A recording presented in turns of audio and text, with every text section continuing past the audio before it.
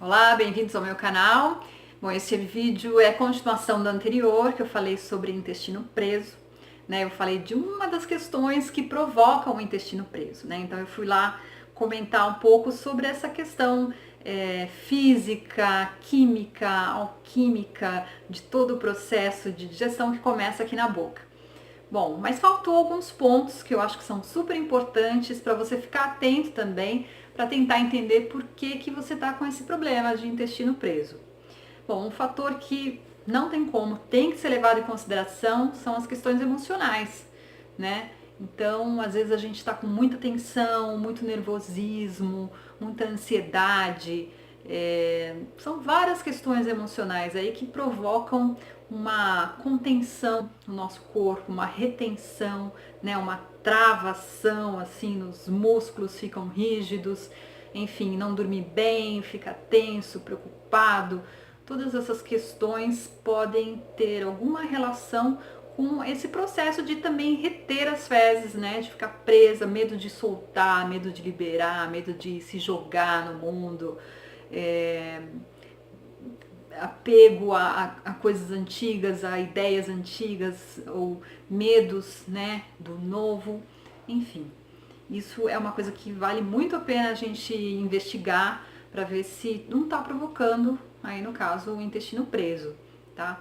Então, essa é uma questão que eu sugiro vocês investigarem, fazerem alguns processos terapêuticos, consultar um psicólogo, né? Isso é super válido. Bom, além disso, também uma coisa muito importante, tão básica, tão fundamental e que as pessoas esquecem, que é beber água, né? Então, assim, o corpo precisa de hidratação, o intestino precisa de hidratação, esses alimentos, eles precisam, a gente tem que cuidar para que eles não se ressequem, né? Então, a gente precisa beber bastante água, então, aí 1 litro, 2 por dia, pelo menos, né? O ideal seria uns 2 litros por dia, né? Gorduras também, a gente precisa da gordura para que tudo isso seja mais fácil de digerir, para que isso passe pelo canal, né, digestório com mais facilidade. Então, as gorduras, assim, sempre gorduras boas, né, gente? Não pode ser aqueles óleos de supermercado, né, que a gente vê aos montes, assim, nas prateleiras, aqueles óleos vegetais, que aquilo, na verdade, já virou um plástico. Ali o corpo nem reconhece como alimento, né? É gordura hidrogenada. Então, não é essa gordura que eu tô falando, tá? Não é a gordura de frituras, nada disso. É uma gordura bem saudável que o nosso corpo precisa, não só para o sistema digestivo funcionar bem, mas também nosso cérebro precisa muito de boas gorduras, né, para ele funcionar bem, para ele ficar bem saudável. Então eu falo aqui de abacate, óleo de coco, ou então o próprio fruto, né, o coco, as sementes, as castanhas, um bom azeite, né? Então capricha nisso, não tenha medo, porque isso não vai te engordar, tá? Então isso é um fator também. Eu comentei no vídeo anterior, bem por alto, sobre a flora intestinal, né? Até algumas pessoas vieram me perguntar do kefir e tal. Realmente, o fato da gente ter ou não ter certos tipos de bactéria vai definir o tipo de problema que você vai ter de saúde no seu corpo inteiro, né? Esse é um tema que eu ainda quero gravar um vídeo só para falar disso, porque é um universo assim super complexo, né? E eu vejo que as pessoas estão muito confusas ainda com isso, né? Então, assim, o kefir pode, kefir de água, tá, gente? Porque o leite não é indicado. O leite não é só a lactose, tem a caseína, tem um monte de outros componentes ali no leite que são bem danosos para a nossa saúde. Então, eu não indico. Então, assim, eu acho muito bacana esses alimentos probióticos, né? Então, tem o kombucha, o kefir, mas, assim, eu quero fazer um parênteses aqui. Cuidado com o excesso disso. Não é porque é probiótico que a gente vai tomar todo direito a vida inteira, se esbaldar disso e tá tudo bem. Não. Mesmo que sejam bactérias boas, né? Mesmo que seja um kefir, um kombucha confiável, né? Que não sofreu nenhuma contaminação, ainda assim tem que ser tomado com moderação, tá, gente? Porque mesmo que sejam bactérias boas, Se a gente colocar um excesso de bactérias boas no nosso intestino, a gente vai cair lá no problema do outro vídeo, que é a disbiose, né? Ou seja, um desequilíbrio na flora intestinal. A gente precisa das ruins também, mas em pouca quantidade, e a gente precisa de um leque bem variado de bactérias boas. Se a gente coloniza só com um tipo específico, ela mata as outras.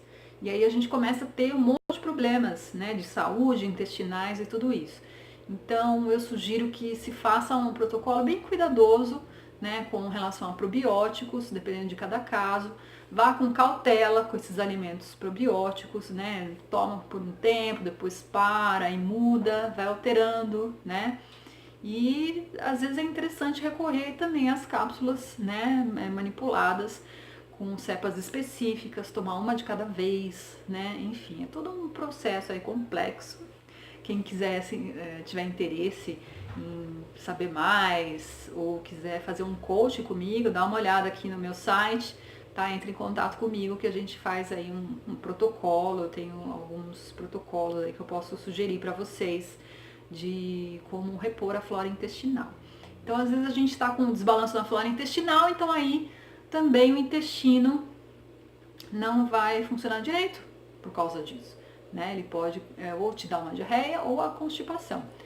Então, isso também é uma causa, tá, gente? Outra coisa, a dieta, né? Eu falei um pouquinho lá no vídeo anterior também, mas quero falar um pouco mais aqui.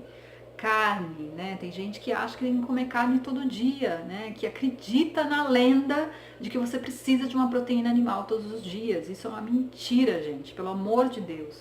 Eu não como carne há 20 anos, eu não sinto a menor falta disso e me acho uma pessoa super saudável, né? Então, segundo a Organização Mundial de Saúde, eles já declararam que uma dieta saudável, você tem que comer no máximo até 3 vezes por semana a carne. Mais do que isso, você está colocando sua saúde em risco, né? E a carne é um dos principais causadores do câncer no intestino, né? É um alimento que a gente demora muito para digerir. A gente não tem um intestino como de um animal selvagem. Então aquele alimento fica muitos dias no nosso intestino apodrecendo e ele tem uma fibra muito dura, né? Muito difícil de ser quebrada. Então aquilo vai apodrecendo e gera todo aquele problema que eu falei no vídeo anterior. Os gases tóxicos vão matar a sua flora intestinal, desbalancear a sua flora intestinal, vão dificultar a motilidade, né, do seu intestino, porque o nosso intestino ele tem esse movimento assim, ele vai liberando as fezes através desse movimento, dessa motilidade. Então ele compromete essa motilidade, né?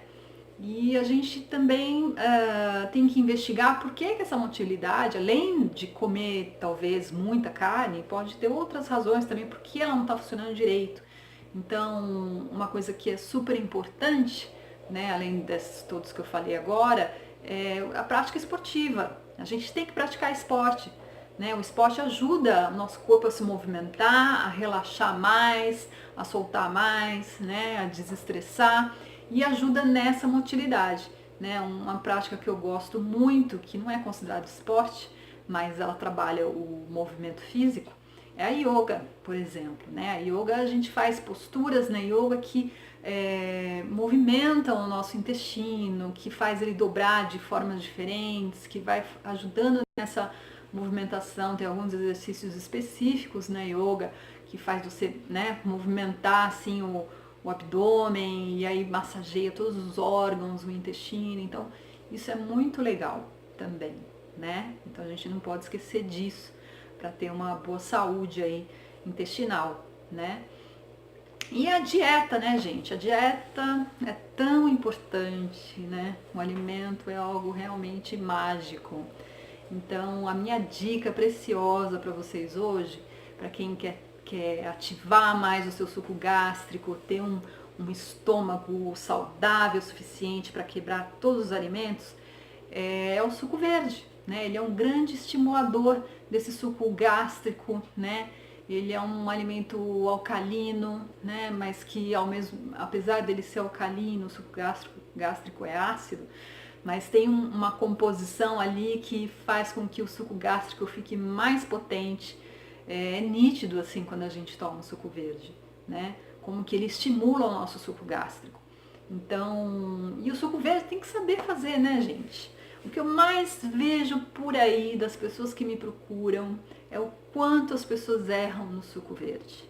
O suco verde não é uma folha de alface, uma folha de couve. Até porque a couve crua também tem que tomar cuidado com ela. Se você tem problemas de tireoide, não é indicado comer couve crua.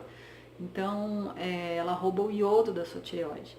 Então, e as pessoas caem nessa coisa, água, limão, couve, maçã. Não, gente, variedade, a gente está no Brasil, né? E quantidade, não é uma folha, é muitas folhas. E não da couve, mas de outras folhas verdes escuras. Você tem o agrião, você tem a rúcula, você tem a azedinha, né?